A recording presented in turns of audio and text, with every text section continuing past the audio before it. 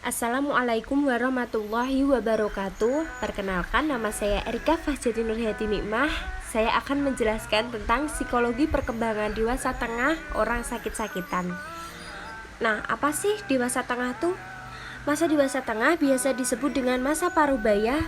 Masa dewasa tengah tampak lebih awal di usia 30 tahun, tetapi pada beberapa titik di usia 40 tahun menurut Harlock, usia 52 tahun berada dalam rentang perkembangan dewasa madya, yaitu antara usia 40 sampai 60 tahun. Perjalanan hidup saya yang cukup panjang hingga saat ini menjelang dekade ke-6, saya rasa ada manfaat bagi orang lain bila mana saya berbagi pengalaman hidup, khususnya dalam upaya mengendalikan gangguan penyakit yang selalu mengikuti saya selama separuh dari usia saya. Saya memelihara hipertensi, yang oleh dokter disebut termasuk hipertensi esensial, yang telah menghuni tubuh saya lebih 35 tahun, dan diabetes mellitus tipe 2 atau dikenal dengan kencing manis akibat kadar gula darah tinggi yang tidak tergantung insulin. Boleh dikatakan saya cukup berhasil dalam bersahabat dengan kedua penyakit ini, karena terbukti sampai saat ini setelah 34 tahun hidup berdampingan secara damai dengan DM, diabetes mellitus, tidak terjadi hal-hal yang fatal merugikan hidup saya. Misalnya kerusakan pada ginjal atau nefropati, gangguan pada syaraf atau neuropati, kerusakan mata atau retinopati, ataupun gangre pada kaki yang dapat berlanjut dengan keharusan amputasi kaki. Saya dapat beraktivitas secara normal dan menikmati hidup dengan nyaman tanpa gangguan yang berarti. Memang 17 tahun yang lalu saya pernah mengalami stroke atau cardiovascular attack atau CVA atau ischemic, penyempitan pembuluh darah di otak yang berakibat separuh tubuh sebelah kanan lumpuh, tetapi dengan penanganan medis yang cepat dan tepat secara berangsur dapat pulih 99%. Stroke merupakan akibat berbagai faktor kondisi fisik maupun psikis yang terganggu. Jadi bukan hanya karena DM.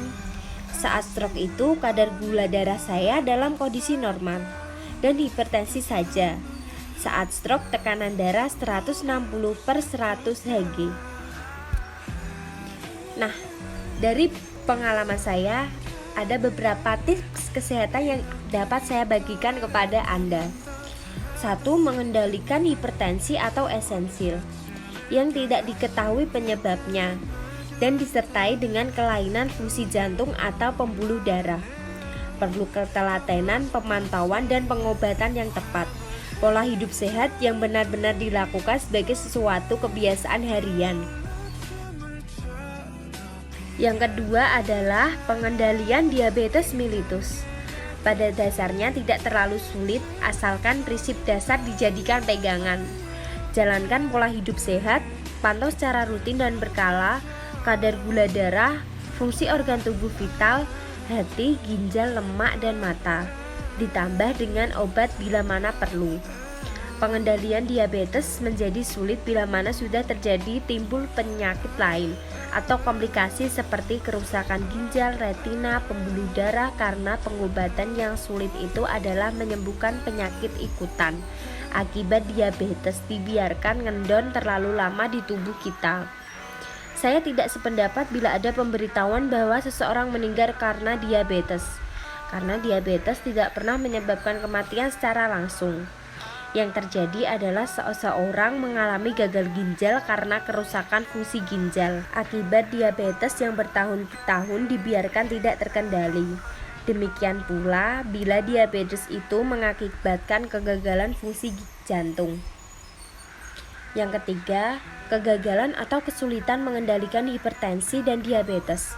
Yang saya catat dari teman-teman yang bersama saya selalu bersama kontrol ke poliklinik di rumah sakit antara lain adalah bila mana menjalankan pola hidup sehat tidak sepenuhnya benar atau tidak tertib.